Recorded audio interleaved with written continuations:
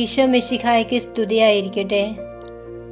പരിശുദ്ധ അമ്മയുടെ ഗുണങ്ങളെക്കുറിച്ചാണ് ഇന്ന് നാം ചിന്തിക്കുന്നത്. പരാതിയില്ലാത്ത പരിശുദ്ധ അമ്മ. ഈശോയിൽ സ്നേഹമുള്ളവരെ, വിശുദ്ധ ബൈബിളിൽ പരാതിയില്ലാത്ത ഒരമ്മയെ നമുക്ക് കാണാൻ സാധിക്കും.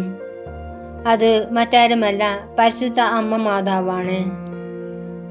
ദൂതൻ വന്ന് ചോദിക്കുന്ന സമയത്ത് ഇതാ കർത്താവിൻ്റെ ദാസി എന്ന് പറഞ്ഞുകൊണ്ട് പിതാവിനെ തന്നെ പരിപൂർണമായി സമർപ്പിച്ചു.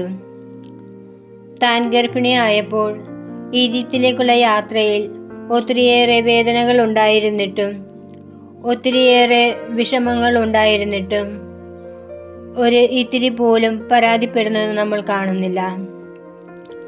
പ്രസവിക്കാനായിട്ട് ഒരു നല്ല വീട് പോലും കിട്ടാത്ത അവസ്ഥയിൽ വേദനിച്ച് വിഷമിച്ച് നിന്ന സമയത്തും അമ്മ പരാതി പറയുന്നത് കാണുന്നില്ല. കുഞ്ഞുമായിട്ട് ഇസ്രായേലിൽ തിരിച്ചുള്ള യാത്രയിൽ ഒത്തിരി വേദനയിലൂടെ ഞെരുക്കത്തിൻ്റെ പാതയിലൂടെ കടന്നു വന്നപ്പോഴും നമ്മുടെ അമ്മ പരാതി പറയുന്നത് കാണുന്നില്ല.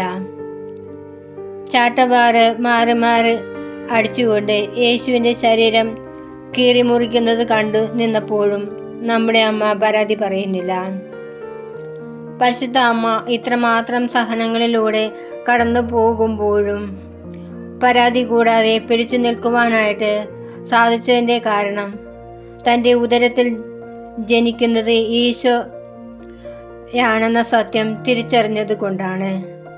നമ്മുടെ ജീവിതത്തിലും പരാതി പറയാതെ ഇരിക്കണമെങ്കിൽ ഈശോയോടും അമ്മയോടും ചേർന്നിരിക്കണം. പുണ്യജീവിതത്തിൽ വളരുവാൻ പരിശുദ്ധ അമ്മയുടെ വിമല ഹൃദയത്തിൽ നമ്മെ തന്നെ സമർപ്പിച്ചുകൊണ്ട് ജപമാല ചൊല്ലി പ്രാർത്ഥിക്കാം.